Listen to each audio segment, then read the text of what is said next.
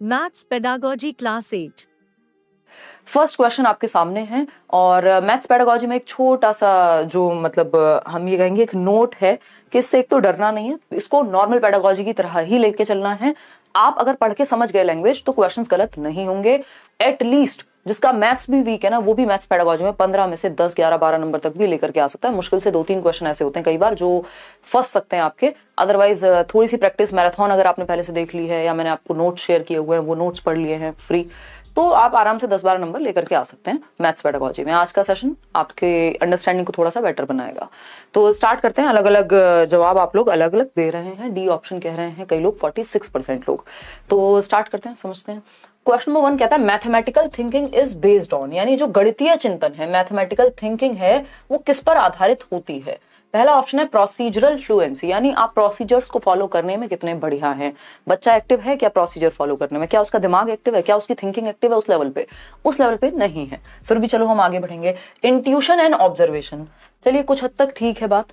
फिर आते हैं लॉजिक एंड ऑब्जर्वेशन, कुछ हद तक ठीक है, बट ये ऑब्जर्वेशन मैथमेटिक्स के साथ उतना फिट नहीं हो रहा। और जब हम नेचर ऑफ मैथमेटिक्स एक टॉपिक है पेडागोजी का, जब आप एनसीईआरटी पढ़ते हैं या जो नोट्स आपको दिए हुए हैं या फिर आप जो एनसीईआरटी ने आपके मैनुअल्स दिए हुए हैं जिसको हम पोजीशन पेपर कहते हैं, जो एनसीएफ ने दिए हुए हैं, एनसीईआरटी ही देता है बेसिकली। एनसीएफ में बस आपको 2 चीजें पढ़नी है इसमें। एनसीएफ 2005 में जो एक सेक्शन है मैथ्स पेडागोजी का वो पढ़ लीजिए, और साथ में पोजीशन पेपर एक मैथमेटिक्स का, हर सब्जेक्ट का होता है एक पोजीशन पेपर एनसीईआरटी के द्वारा दिया गया। इन पोजीशन पेपर्स पे ही बेस्ड है पूरा एनसीएफ। तो वो काम आप कर लेंगे तो आपको आराम से चीजें समझ में आ जाएंगी। नहीं करेंगे तो नोट्स पढ़ लीजिए, हम साथ में करते रहेंगे, ठीक है जी। तो अगर हम बात करें तो हमें पता है नेचर ऑफ मैथमेटिक्स, यानी गणित की जो प्रकृति है, या आपने अपने डीएलएड बीएलएड की बुक्स में भी पहला चैप्टर होता है मैथ्स पेडागोजी में जो आपकी क्लासेस चलती हैं, नेचर ऑफ मैथमेटिक्स, यानी गणित की प्रकृति क्या है ना। तो गणित की प्रकृति हमें पता है लॉजिकल है और रीजनिंग बेस्ड है, तार्किक होता है गणित। ये बात बच्चे को पता होनी चाहिए। तो सारे ऑप्शन से बेटर ऑप्शन क्या हो गया, लॉजिक एंड रीजनिंग बेस्ड होती है जो मैथमेटिकल थिंकिंग होती है, तर्कात्मक होती है और विवेचनात्मक होती है, जिसमें लॉजिक लगता है, कोई भी बात हवा में नहीं होती, मान नहीं लिया जाता, 2 + 2 4 ही होते हैं। तर्क है गणितीय चिंतन में और लॉजिक है, मतलब प्रॉपर तर्क एवं विवेचना पर आधारित होता है, किसी भी ऐसी चीज पर नहीं। इंट्यूशन पूरी तरह से नहीं, कुछ चीजों में, कुछ टॉपिक्स में गणित के इंट्यूशन लग जाएगा, लेकिन पूरा जो नेचर ऑफ मैथमेटिकल थिंकिंग है वो है लॉजिकल और रीजनेबल। तो D option is the right answer और बेस्ट ऑप्शन है बाकी के 3 ऑप्शन से। अगर आप ये कहें बाकी के 3 ऑप्शन चलो बहुत खराब नहीं है या कुछ हद तक हमें सही लग रहे हैं, लेकिन जो बेस्ट ऑप्शन है वो डी ऑप्शन है, और बेस्ट ऑप्शन ही हमें आंसर दिलाता है जिसमें बच्चे का जो दिमाग है वो सबसे ज्यादा एक्टिव हमें नजर आए। क्वेश्चन नंबर 2 देखिएगा एक बार। क्वेश्चन नंबर 2 क्या कहता है भाई, तो क्वेश्चन नंबर 2 क्या है, कॉमन सेंस से सॉल्व होने वाले सवाल है। व्हाइल टीचिंग मल्टीप्लिकेशन, यानी जब आप मल्टीप्लिकेशन टेबल पढ़ा रहे हैं बच्चे को, for 4 a teacher has used the multiplication table for 2 in the following वे। तो 4 की टेबल पढ़ाने से पहले 2 की टेबल के माध्यम से समझाने की कोशिश हो रही है, ठीक है ना। तो 4 × 2 इज डबल ऑफ 2 × 2। भाई 2 का पहाड़ा पहले से आता है बच्चे को, तो जब हम उसको समझाने की कोशिश कर रहे हैं तो हम बता रहे हैं कि जब 2 बार 2 आता है तो मतलब ये जो 4 है, 4 × 2 इज डबल ऑफ 2 × 2। तो जो उसको आता है ऑलरेडी उसकी बेस पे हम नई नॉलेज बिल्ड करने की कोशिश कर रहे हैं, बात ठीक है। 4 × 3 is double of 2 × 3 and so on. अब 4 के पहाड़े से पहले 3 का पहाड़ा भी आता होगा तो उसका भी उदाहरण हमने दे लिया कि भाई 4 टाइम्स जो 3 है ना, 4 × 3 यानी 12 of 2 is double of 2 × 3 and so on. तो इसी तरह से हम बेसिकली जो बच्चे को आता है उसके आधार पर उसको नई चीजें सिखाने की कोशिश कर रहे हैं। बात सही है या नहीं है, बिल्कुल सही है। अब क्या पूछा क्या है हमसे, इसको देख के डरना नहीं है, हाय रे ये तो गणित चल रहा है। आपको समझना है पूछा क्या है आपसे, पेडागोजी पूछेगा आपसे। The objective of the teacher is to, यानी शिक्षक का उद्देश्य क्या है। हर एक काम का टीचिंग लर्निंग प्रोसेस में उद्देश्य होता है, कुछ आउटकम सेट होते हैं कि भाई ये रिजल्ट आएगा निकल करके। तो पहले उद्देश्य समझना है कि उद्देश्य क्या है, आउटकम नहीं पूछा यहाँ पे। उद्देश्य क्या है इस बात का, शोइंग हिज और हर मैथमेटिकल कॉम्पिटेंसी, टीचर अपनी योग्यता को दर्शा रहे हैं। ये तो एकदम बेकार बात हो गई, क्योंकि टीचर का जो उद्देश्य है कक्षा में सिखाने का वो अपनी योग्यता को, कि कितना मुझे आता है ये मैं यहाँ पे प्रूव करने से कोई फायदा नहीं होगा। इस चक्कर में कई लोग अपनी ईगो में इतना ज्यादा या इधर उधर की चीजें पढ़ाने लगते हैं जिसका पेपर से कोई ताल्लुक नहीं होता, या फिर उस लेवल के लिए वो ठीक नहीं है, वो नीड नहीं है उस क्लास की। तो ये बात भी गलत हो गई। बी ऑप्शन है introduce the concept of double, यानी दुगने की अवधारणा का परिचय दे रहे हैं। पहाड़े की बात चल रही थी। Encourage the student to use mathematical tricks to learn the tables quickly, trick हो गई क्या ये, नहीं।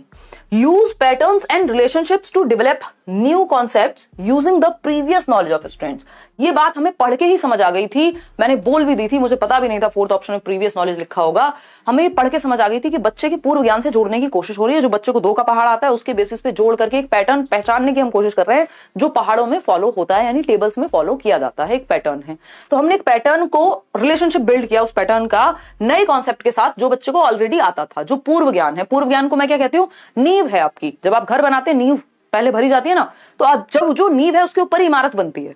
बिल्डिंग जो बनेगी वो नींव के ऊपर बनेगी, ठीक। तो ये नींव है एक तरह से जिसका इस्तेमाल नए कॉन्सेप्ट को सिखाने में किया जा रहा है। और नए कॉन्सेप्ट को कैसे सिखा रहे हैं? ये जो पैटर्न है कि 4 times 2 is double of 2 times of 2, तो ये पैटर्न हम सिखा रहे हैं और रिलेशनशिप जोड़ पा रहे हैं, ठीक है जी। क्वेश्चन नंबर 3 देखिए, a student has the concept of fraction, he/she can easily understand the concept of rational number by linking it with fraction according to Piaget। Piaget हर जगह आते हुए मिलेंगे आपको, क्यों? क्योंकि Piaget ने दिमाग कैसे डेवलप होता है इसके बारे में स्टेजेस दी हैं, है ना। तो वो तर्क कब आता है आपको पता है? कॉन्क्रीट ऑपरेशनल में 7 से 11 वर्ष में, ठीक है ना। तब हम रेशो प्रोपोर्शन सिखाने की बात करते हैं, ठीक है बात। तो एक बार जवाब देने की कोशिश कीजिए, फिर हम आगे बढ़ेंगे। रिंकी गुप्ता, ठीक है। ऐसे अलग अलग सब्जेक्ट करते रहेंगे, टेंशन ना लो, पेपर निकलेगा मस्त तरीके से। तो एक छात्र के पास भिन्न की अवधारणा है। फ्रैक्शन समझते हो? समझते हो फ्रैक्शन? नहीं समझते हो मत समझो, क्योंकि ज्यादा नहीं समझना, जो पढ़ लिया उसी का इस्तेमाल करना है, वो उदय सर समझाएंगे। तो एक छात्र के पास भिन्न की अवधारणा है, वह परिमेय संख्या की अवधारणा को भिन्न से जोड़कर आसानी से समझ सकता है क्योंकि उसको फ्रैक्शन का कॉन्सेप्ट आता है। अब वो रैशनल नंबर के कॉन्सेप्ट को रिलेट करके, क्योंकि जुड़े हुए हैं आपस में, कनेक्शन बिल्ड हो जाएगा, तो वो क्या करेगा? सीख लेगा। क्या है पियाजे के कॉन्सेप्ट में अगर हम समझें तो ये कौन सी प्रोसेस है जो इसके लिए रिस्पॉन्सिबल है कि जो हमें आता है उससे कनेक्ट करके हम कुछ और सीख जाएं। यानी ब्रेन में कुछ तो एसिमुलेटेड है, कुछ तो भरा हुआ है, कुछ तो जुड़ा हुआ है हमारे स्कीमा में। बात सही है। स्कैफोल्डिंग, यहाँ कोई हेल्प की बात तो हुई नहीं है, बच्चा कहीं अटक रहा हो, ना वाइगोस्की की बात हुई है, ना ब्रूनर की बात हुई है जिन्होंने ये दिया था।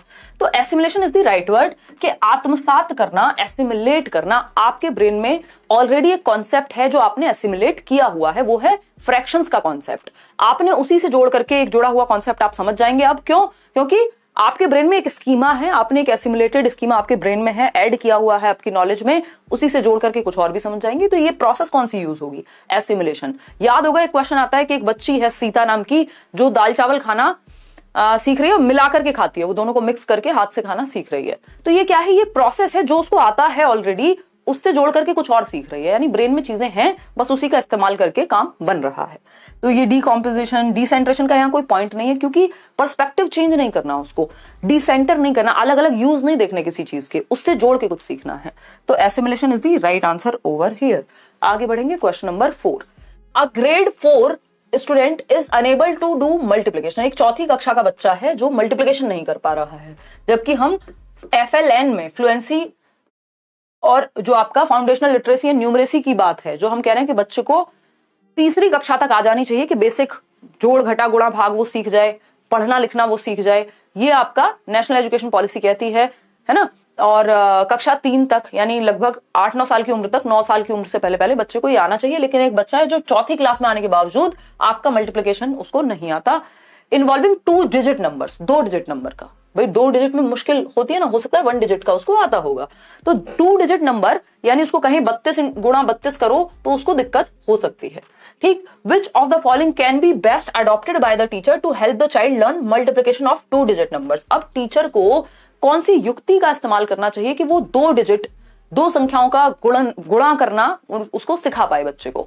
तो पहला ऑप्शन है he she should make the student memorize multiplication. अब आपने पेडागोजी इतनी पढ़ ली है, CDP इतनी पढ़ ली है, आपको पता है कि याद कराना, रट्टे लगवाना, ये सब कोई बहुत एक्टिव रखने का तरीका बच्चे को नहीं है। उसे विद्यार्थियों को पहले गुणन सारणी पहाड़े याद करवाने चाहिए, होता है ऐसा। लेकिन अब यहाँ 2 डिजिट की बात हो रही है, तो 2 डिजिट में ऐसा नहीं है कि पहाड़े उसको आते ही नहीं होंगे, है ना भाई। अगर सिंगल डिजिट भी आती होगी तो कुछ पहाड़े आते भी होंगे। तो मुद्दा यहाँ पे याद करवाना नहीं होता कभी भी। सिंपल फंडा ये है, he she should tell the student to use calculator to multiply 2 numbers। तो फिर टीचर का क्या चार डाले वो बेचारा बच्चा, जब उसको कैलकुलेटर से ही हमेशा जो है गुणा करनी है। तो कोई सेंस इस बात का बना नहीं, बच्चा उतना एक्टिव यहाँ नहीं है। बच्चे को सिखाने पे हमें जोर देना है यहाँ पे, ये नहीं कि बस आंसर आ जाए। तो अगर हम बात करते हैं सी ऑप्शन की, he she can first help the student with multiplication of single digit number and then use heuristics for 2 digit numbers, यानी वह पहले एक अंकीय संख्या की गुणा करने में विद्यार्थी की मदद करे। कि भाई हम प्रीवियस नॉलेज पे जाते हैं ना, हम सीधा 4th फ्लोर पे नहीं जाएंगे, पहले 1st फ्लोर बनेगा या उससे पहले आपकी नींव भरी जाएगी, फिर उसके आधार पे चीजें बनेंगी। तो हम प्रीवियस नॉलेज से कनेक्ट करेंगे, पहले उसको जो सिंगल डिजिट का मल्टीप्लिकेशन है उस पर फोकस करेंगे, उसको हेल्प करेंगे कि वो उसके साथ डील करना सीख जाए, सिंगल डिजिट के साथ जो एक अंक वाली संख्याएं होती हैं, कि उसको 3 गुणा 5 करना आ जाए अच्छे से। उसके बाद हम जाएंगे किधर, 2 डिजिट नंबर पर, और कौन से वो फंडे हैं या ह्यूरिस्टिक्स हैं या तरीके हैं, जुगाड़ हैं, जिनके माध्यम से हम 2 डिजिट नंबर को मल्टीप्लाई कर पाएंगे, ये वो सीख पाए। बात तो सही है, तरीका यही होना चाहिए। हम कहा नोन टू अननोन लेके चल रहे हैं। ये कौन सी अप्रोच है आपकी पेडागोजी में? ये है नोन टू अननोन की अप्रोच, सिंपल टू कॉम्प्लेक्स की अप्रोच। क्या है ये? नोन टू अननोन, शिक्षण का सूत्र है ये, ज्ञात से अज्ञात की ओर। जो बच्चे को आता है, क्या आता है? प्रीवियस नॉलेज, जो उसका पूर्व ज्ञान है, तो ज्ञात से अज्ञात की ओर ले जाते हैं हम, सिंपल टू कॉम्प्लेक्स ले जाते हैं, सरल से जटिल की ओर। ऐसा नहीं होता डायरेक्ट पहले जटिल की ओर जाएं।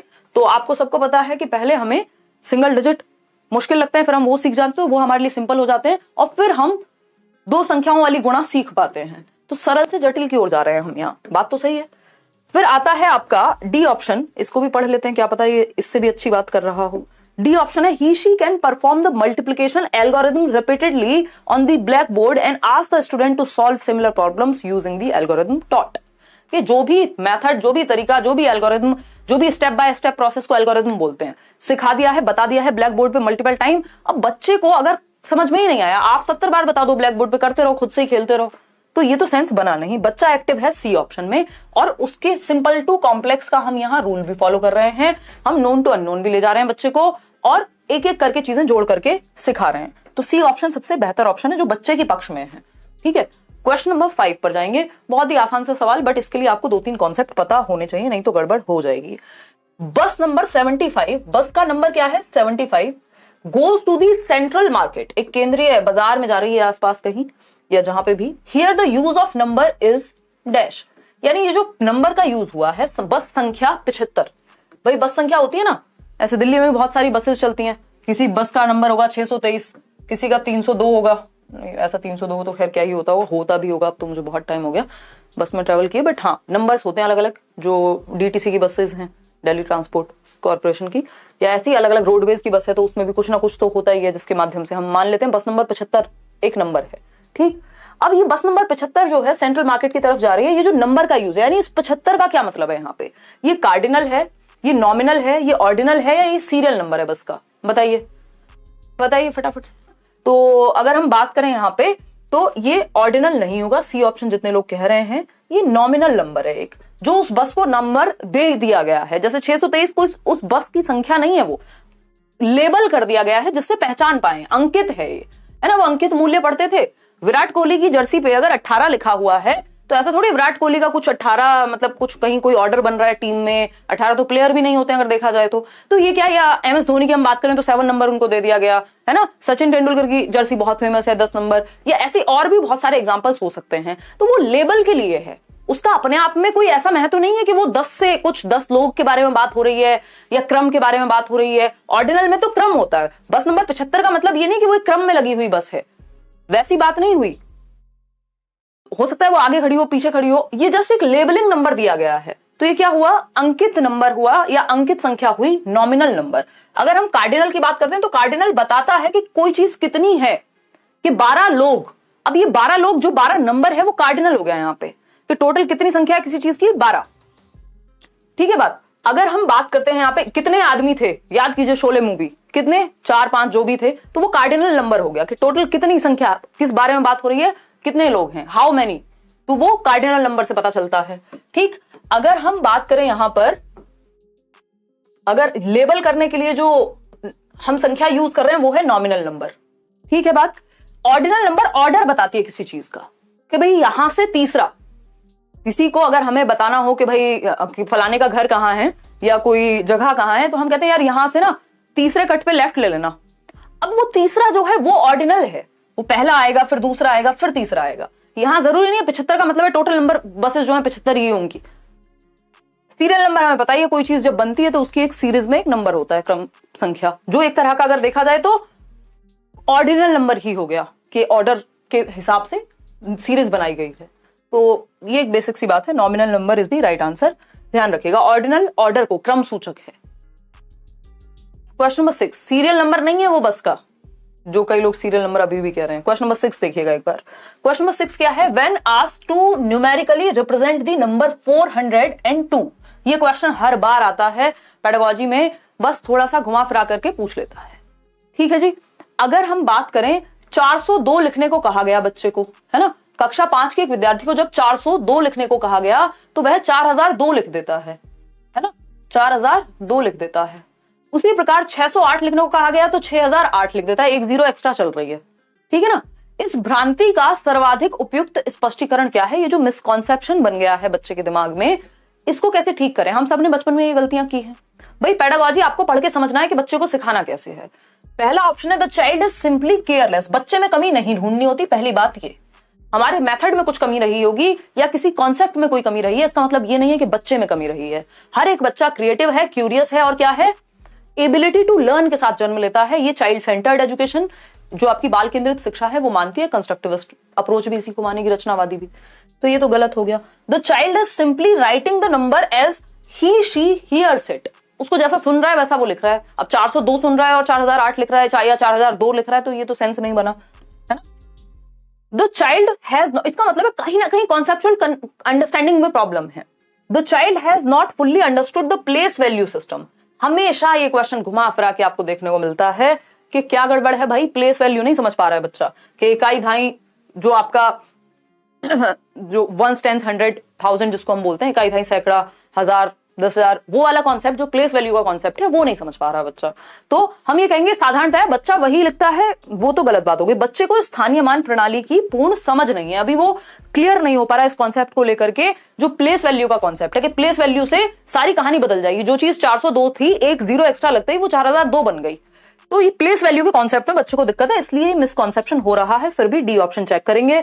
The child lakhs intelligence and mathematical knowledge. बच्चे में तो बुद्धि की ही कमी है। अब ये सेंसलेस बात हो गई। एज अ टीचर आपको ऐसी बात कभी नहीं करनी कि बच्चे में तो बुद्धि की कमी है, गणितीय ज्ञान की कमी है। अरे ये सब गलतियां, एरर्स जो हैं, पार्ट ऑफ लर्निंग है। त्रुटियां होना साधारण सी बात है, सामान्य सी बात है, प्राकृतिक सी बात है। अगर मैं कहूं गलतियां, कोई कभी गलती ही नहीं करता हो तो वो थोड़ा प्रॉब्लमेटिक बात है। तो यहाँ स्थानीय मान की समझ में उसको कंफ्यूजन है, कॉन्सेप्ट अभी क्लियर नहीं है। C option is the right answer.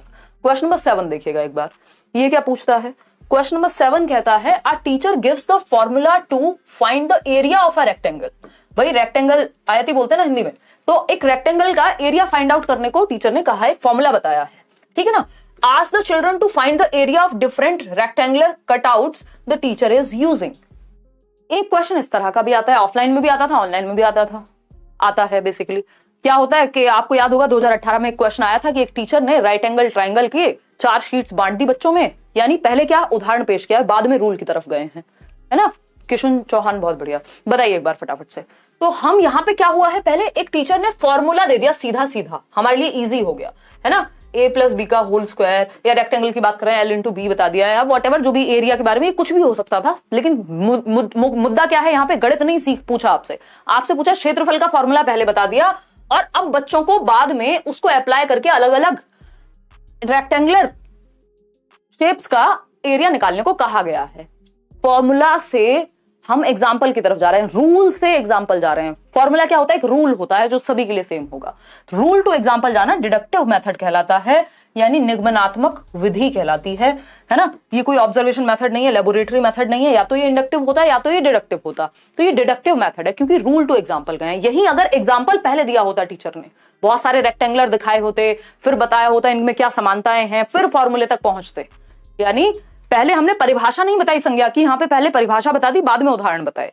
अगर पहले उदाहरण बता देते, बाद में परिभाषा तक जाते, तो वो इंडक्टिव मेथड हो जाता।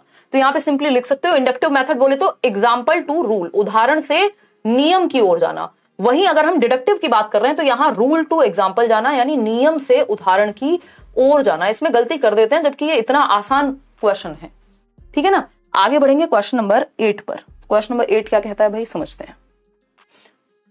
जेनेट अपनी कक्षा में बहुभुज के कई उदाहरण देती है, यानी Janet uses many examples and non examples. Non examples पता है ना, जो उस चीज के अराउंड होते हैं या इनडायरेक्टली उस चीज को क्लियर करने में मदद करते हैं हमारी। कि जब आपने समझाया कि ट्राइंगल क्या होता है, तो आपने एक एग्जांपल दे दिया किसका, स्क्वायर का, कि देखो स्क्वायर ट्राइंगल नहीं होता, तो ये नॉन एग्जाम्पल हो गया, ठीक है ना। तो जब आप एग्जाम्पल और नॉन एग्जाम्पल दे रहे हैं किसका, पॉलीगॉन्स का, यानी बहुभुज का। In her class, she uses mathematical vocabulary and engages the students in discussions. यानी बच्चे एक्टिव हैं क्योंकि चर्चा में इन्वॉल्व कर रही हैं teacher. She has the knowledge of errors, यानी बच्चे गलतियां करते हैं ये टीचर को पता है। And alternate conceptions, उनको ये भी पता है कि बच्चे कई बार भ्रांतियां पैदा हो जाती हैं बच्चे के दिमाग में। जैसे अभी एक मिसकॉन्सेप्शन पढ़ा था ना हमने थोड़ी देर पहले, कोई क्वेश्चन था तो भ्रांति पैदा हो जाती है। वो सोच सकता है कि नहीं यार रेक्टेंगुलर की भी चारों साइड बराबर होती हैं, मतलब कुछ भी ऐसी भ्रांति मिसकॉन्सेप्शन पैदा हो सकता है, ये भी टीचर को पता है पहले से। As a mathematics teacher which of the following is most appropriate for Janet. अब जेनेट एक गणित की शिक्षिका के रूप में सबसे उचित बात जेनेट के लिए क्या है बताइए। तो अगर हम बात करें, आप भी तो इसलिए पढ़ रहे हैं पेडागोजी में अल्टरनेट कॉन्सेप्शंस, ये जो आपकी वैकल्पिक अवधारणाएं हैं हम क्यों जान रहे हैं। पेडागोजी में अलग से एक टॉपिक है जिसपे हम चर्चा करते रहते हैं। एरर यानी आपको एज अ टीचर ये भी पता होना चाहिए कि बच्चों का गलतियां करना सामान्य बात है। लर्निंग की प्रोसेस में, अधिगम की प्रक्रिया में, शिक्षण अधिगम की प्रक्रिया में गलतियां सामान्य सी बात है, पार्ट एंड पार्सल है। अब ये बात जो है एक मैथमेटिक्स टीचर के रूप में क्या सबसे उपयुक्त बात है जेनेट के बारे में, जबकि उनको ये सब पता है। She has pedagogical content knowledge, यानी उन्हें शिक्षा शास्त्रीय विषय वस्तु का ज्ञान है, जैसे आप पढ़ रहे हैं अभी, है ना, कि पेडागोजी स्पेशली पढ़नी है, नहीं तो सीटेट क्लियर नहीं हो पाएगा। जिसको पेडागोजी नहीं आती उसका सीटेट नहीं हो सकता, है ना। रटने से सिर्फ नहीं काम चलेगा, कुछ ना कुछ फंडे तो दिमाग में रखने पड़ेंगे। तो पेडागोजी क्या है, science of teaching, art of teaching, पढ़ाते कैसे हैं, वो उस चीज का शास्त्र पेडागोजी है, कि पढ़ाने का शास्त्र एक तरह से, शिक्षण शास्त्र इसीलिए कहते हैं इसको। तो इनको नॉलेज है कि बच्चे गलतियां भी करते हैं, बच्चे ऑल्टरनेटिव कॉन्सेप्शंस या भ्रांतियां भी बच्चों में पैदा हो जाती हैं, और वो एग्जाम्पल और नॉन एग्जाम्पल दोनों दे रही हैं ताकि बच्चे को और ज्यादा क्लियर हो जाए कि जब वो बर्ड के बारे में बता रही हैं तो वो बता दें कि ये हेलीकॉप्टर है और ये बर्ड नहीं होता। जब वो स्क्वायर के बारे में बता रही हैं या पॉलीगन के बारे में बता रही हैं तो उन्होंने और भी शेप्स दिखाई कि देखो ये पॉलीगन से कैसे अलग हैं। तो ये नॉन एग्जाम्पल होता है कि कैसे अलग है, ठीक।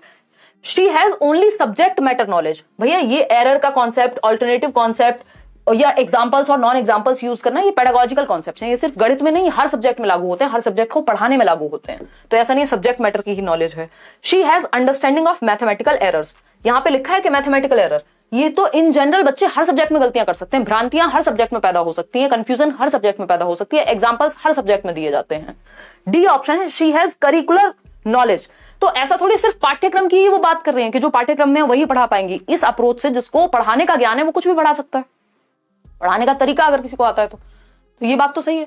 तो A option is the right answer. उसे शिक्षा शास्त्रीय विषय वस्तु का ज्ञान है, यानी टीचर जो है जेनेट को she has pedagogical content knowledge, पढ़ाने के फंडे पता है, साइंस ऑफ टीचिंग पता है, तो अच्छी पेडागोजिकल स्किल है टीचर की। A option is the right answer. Question number 9 देखिए एक बार फटाफट से। क्वेश्चन नंबर 9 कहता है इन अ कंस्ट्रक्टिविस्ट क्लासरूम, एक रचनावादी कक्ष। याद कीजिए आपका एनसीएफ भी रचनावाद को फॉलो करता है, आपकी नेशनल एजुकेशन पॉलिसी भी, यानी रचनावाद क्या कहता है, प्याजे, वाइगोस्की, ब्रूनर, ये सब रचनावादी हैं जो कहते हैं बच्चे को एक्टिव रखो, मीनिंगफुल लर्निंग होनी चाहिए, अर्थ निर्माण होना चाहिए, ठीक है ना। तो एक कंस्ट्रक्टिविस्ट क्लासरूम में जहां नॉलेज को कंस्ट्रक्ट किया जाएगा, बच्चे को एक्टिव रखा जाएगा। अब mathematics teacher can improve the teaching and learning process by, एक संरचनावादी कक्ष में गणित का एक शिक्षक शिक्षण एवं अधिगम प्रक्रिया में सुधार कैसे कर सकता है, बच्चों को और ज्यादा एक्टिव रख के। रिफ्लेक्टिंग ऑन क्लासरूम प्रैक्टिसेस, यानी कक्षाई प्रक्रियाओं पर मनन करके कि आज मैंने क्या पढ़ाया, क्या सही हुआ, कहां बच्चों को कंफ्यूजन हुई, अगली बार कौन सा बेहतर उदाहरण दिया जा सकता है, एग्जाम्पल कौन सा और बेटर यूज किया जा सकता है, बच्चों को ज्यादा एक्टिव कैसे रखा जा सकता है। इस चीज पे मेटाकॉग्निटिव परासंज्ञानात्मक क्षमताएं वो यूज कर रही हैं, मेटाकॉग्निटिव एबिलिटीज यूज कर रही हैं, रिव्यू कर रही हैं, प्लान कर रही हैं, रिफ्लेक्ट कर रही हैं, मेरी टीचिंग लर्निंग में क्या चेंज आना चाहिए और बेहतर कैसे बनाऊं। हर दिन का एक प्लानिंग होती है टीचर की।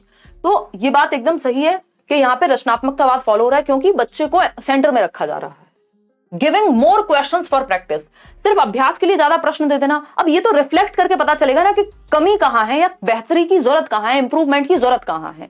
अब सीधा बस प्रैक्टिस, हर चीज का इलाज प्रैक्टिस, ऐसा नहीं होता। सर का दर्द है तब भी डॉक्टर पेट दर्द की दवाई दे, हार्ट अटैक आया किसी को तो उसमें भी पेट दर्द की दवाई दी जा रही है, तो वैसी बात हो गई, हर चीज के लिए प्रैक्टिस करा दो बस। Focusing only on summative assessment, summative assessment ऐसे ये होता है जजमेंट के लिए, अंत में होगा, और टीचिंग लर्निंग प्रोसेस के एंड में जो आप सबमिटिव हाफ ईयरली या ईयरली एग्जाम देते हैं और सीधा आपको पता चल जाएगा इतने % आपने अचीव किया है। जबकि फॉर्मेटिव असेसमेंट ज्यादा बेटर है, उसमें फीडबैक मिलता है और वो during the process of teaching learning होता है। मतलब जैसे अभी आप साथ में पोल भी दे रहे हैं, मैं साथ में डिस्कशन भी कर रही हूँ, तो टीचिंग लर्निंग प्रोसेस के बीच में चल रही है ये चीज या साथ में चल रही है, इसको फॉर्मेटिव असेसमेंट कहेंगे, रचनात्मक आकलन। जबकि आप पेपर फाइनल देकर के आएंगे, वहां पे एक बार में ही कहानी खत्म है, सबमेटिव असेसमेंट है वो। तो सबमेटिव असेसमेंट कोई सही तरीका नहीं है, रचनावादी कक्षा कक्ष ये नहीं मानता कि लास्ट में बस नंबर में डिवाइड कर दो। Identifying bright students and preparing them for competitive examinations, रचनावाद ये नहीं कहता कि कुछ बच्चों को तो निकाल लो और उनको कॉम्पिटिटिव एग्जाम के लिए प्रिपेयर कराओ क्योंकि वो ब्राइट हैं और बाकी बच्चों को छोड़ दो। रचनावाद तो बच्चे की क्या है, यूनिकनेस पे जाएगा। थोड़ा फास्ट कराइए, चलिए ठीक है फास्ट कराइए, बहुत जल्दी में है। जो लोग पेडागोजी से डरते हैं, स्पेशली मैथ्स पेडागोजी से, उनको और डरा दें। तो कक्षाई प्रक्रियाओं पे रिफ्लेक्ट करेगी टीचर, मनन करेगी, चिंतन मनन करके, और फिर आगे क्या चेंज हो सकता है। टीचर क्या है, फैसिलिटेटर है। रचनावाद में टीचर सुविधादाता है। देखिएगा क्या है question, according to national curriculum framework 2005, यानी राष्ट्रीय पाठ्यचर्या की रूपरेखा 2005 के अनुसार teaching and learning methods in mathematics at primary level should focus on, यानी जो आपका एनसीएफ है उसके अनुसार प्राथमिक स्तर पर गणित में शिक्षण और अधिगम विधियां केंद्रित होनी चाहिए। यानी किस तरह के या किन तरह के मेथड्स को हम यूज करें प्राइमरी लेवल पर एनसीएफ के according. Child centred methods, constructivism पे बेस्ड है आपका पूरा जो एनसीएफ है, यानी बच्चे को एक्टिव रखो। टीचर क्या है, सुविधादाता है, फैसिलिटेटर, एक माली की तरह, एक गार्डनर की तरह जो ध्यान रखता है, ठीक, थोपता नहीं है चीजें। तो जहां बच्चा एक्टिव होगा हम समझ जाएंगे।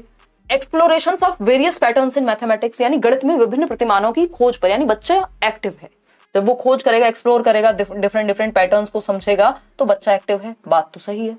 Developing the skills of estimation and approximation among learners, शिक्षार्थियों में अनुमान एवं सन्निकटन के कौशलों के विकास पर ध्यान दें कि भाई अप्रोक्सीमेशन पता हो, उसको 0.5 लिखा है तो इसका मतलब ये होगा, है ना। एक बेसिक स्किल्स एस्टिमेट करने की चीजों को आ जाए गणित में, चलो जरूरी है। Informal ways of learning like games, solving puzzles, यानी जो अधिगम की अनौपचारिक विधियां हैं, यानी सिर्फ पेन पेपर पे नहीं, जो डिफरेंट तरीके से बच्चा लाइफ में सीख रहा है कि पजल सॉल्व करके, गेम खेल करके भी वो कॉन्सेप्ट सीखता है, तो बच्चा इसमें भी एक्टिव है, यहां भी एक्टिव है। रिगरस प्रॉब्लम सॉल्विंग, देखो प्रॉब्लम सॉल्विंग तो बात सही थी, वो भी प्रॉब्लम सॉल्विंग किस लेवल पे कह रहे हैं, प्राइमरी लेवल पे।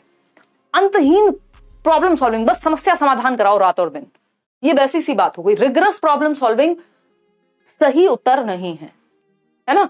तो डी ही यहां सिर्फ नेगेटिव है, और ए बी सी डी का तो वैसे भी हमारे पास ऑप्शन नहीं है, तो आंसर जो है ए बी सी हो जाएगा, सिंपल। क्योंकि परिशुद्ध समस्या समाधान, यानी सिर्फ समस्या समाधान पे हार्डकोर फोकस कर रहे हैं प्राइमरी लेवल पे, जब आपको बच्चे को एक्टिव रखने पे फोकस करना है। अभी वो इतना बड़ा समस्या समाधान करता नहीं बन गया है, तो रिग्रेस नहीं लिखा होता तो एक बार को फिर भी इंक्लूड कर लेते, या फिर चारों ऑप्शंस होते, तब भी ऐसा नहीं, मुझे नहीं लगता कि लोग फिर रिग्रेस वर्ड अपने आप हटा देते। आपसे दुश्मनी तो है नहीं, तो C option is the right answer over here.